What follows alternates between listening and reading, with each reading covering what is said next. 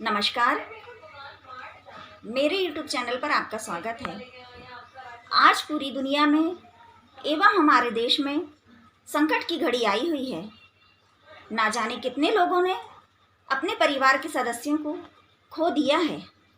यह सुनकर मेरा मन विचलित हो उठता है, पर मैं यह याद करके धैर्य बंधाती हूँ कि कोई भी संकट, कोई भी महामारी ईश्वर से बड़ी नहीं हो सकती।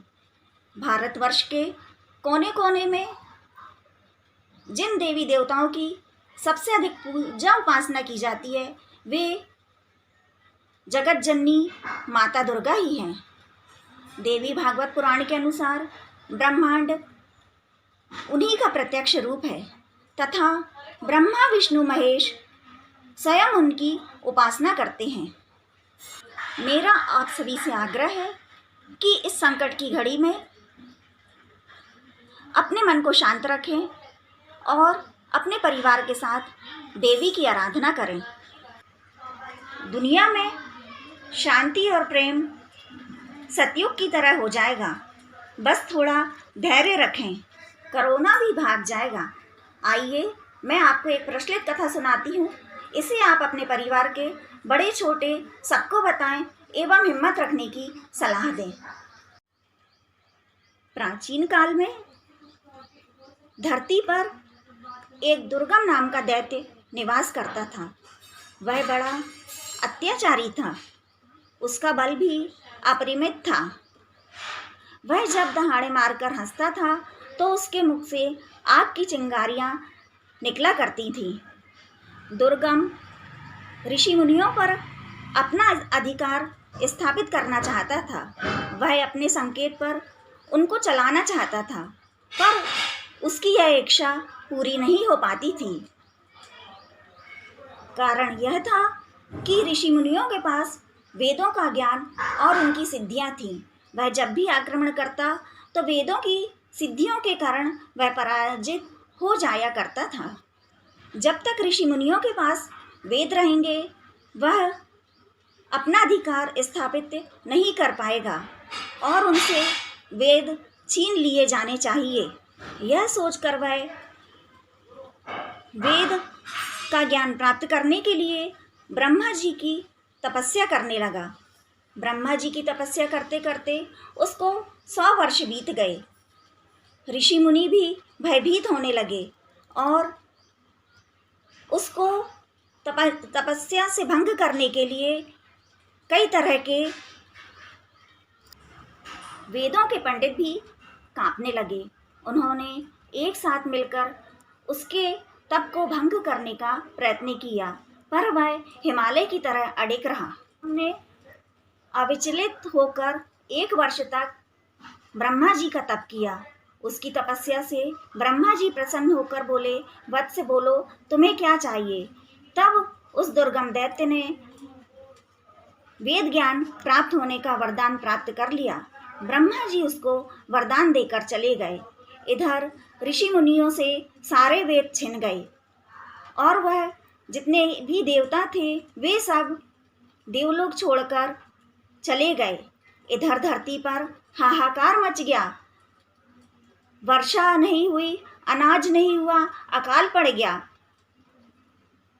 तब मनुष्य, पशु पक्षी, जानवर सभी भूखे थे। सभी एकत्रित होकर फिर राजा के पास गए। राजा के राज्य में अन्न का एक दाना भी ना था। फिर वे सभी जन मिलकर ऋषि मुनियों के पास गए। उन्होंने ऋषि मुनियों से कहा कि देश में इस तरह का अकाल पड़ रहा है, आप लोग कुछ उपाय बताइए। तब ऋषि मुनियों ने कहा कि दुर्गम दैत्य ने ब्रह्मा जी को प्रसन्न कर कर हमारे पूरे वेद छीन लिए हैं। धरती पर यज्ञ और जो देवताओं को भविष्य दिया जाता था वह सभी बंद हो गया है। इसलिए पृथ्वी पर इतना ज़्यादा कष्ट और संकट आ पड़ा है। फिर सभी जनों ने मिलकर उपाय सोचा कि इसके लिए क्या करना चाहिए। तब सभी जन नर्मदा नदी के तट पर इकट्ठे हुए और उन्होंने सोचा कि ऐसे में शक्ति की आराधना ही हमें संकट से पार कर सकती है। वे सभी मिलकर अपने अंतर्कंठ से देवी को पुकारने लगे। हे जगत जननी, हमारी रक्षा करो, हम आपकी शरण में हैं। हे माता, हमारे इस संकट के समय में सहायता करो, हम पर दया करो, हमें संकट से उबारो। कंठों की पुकार से माता द्रवित हो उठी और वे हजार भुजाओं के सहित, उनके कई नेत्र थे, पृथ्वी पर प्रकट हो गईं और उन्होंने अपने हाथों में भांति भांति के अस्त्र शस्त्र धारण किए हुए थे। आँखों से आंसुओं की बूंदें गिरने लगीं और वे बूंदें अश्रुधारा बनकर देवलोक तक गईं। उस धारा से दुर्गम दैत्य भयभीत होकर कांप उठा और उसने वेदों को छोड़ दिया और वह देवलोक छोड़कर भाग गया। जब उसने अपने हाथों से वेद छोड़े तो वह धारा उन वेदों को वापस लेकर पृथ्वी पर आ गई, ऋषि मुनियों को सौंप दिया।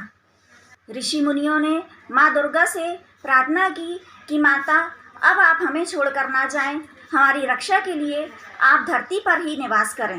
भगवती दुर्गा ने ऋषि मुनियों की प्रार्थना स्वीकार कर ली और वे अपने लोक में ना जाकर धरती पर ही रह गईं। आज भी सहारनपुर में जो देवी का शांभवी माता का मंदिर है, वह दुर्गा नामक दैत्य राक्षस का वध करने वाली माता दुर्गा ही हैं, जो कि साक्षात रूप से विद्यमान है। मैं आशा करती हूँ इस कथा से आपका मनोबल बढ़ा होगा और जो कोरोना से पीड़ित हैं वह भी इस देवी कथा को अवश्य ही सुने। मैं प्रार्थना करती हूँ कि आप जल्द से जल्द स्वस्थ होंगे। धन्यवाद।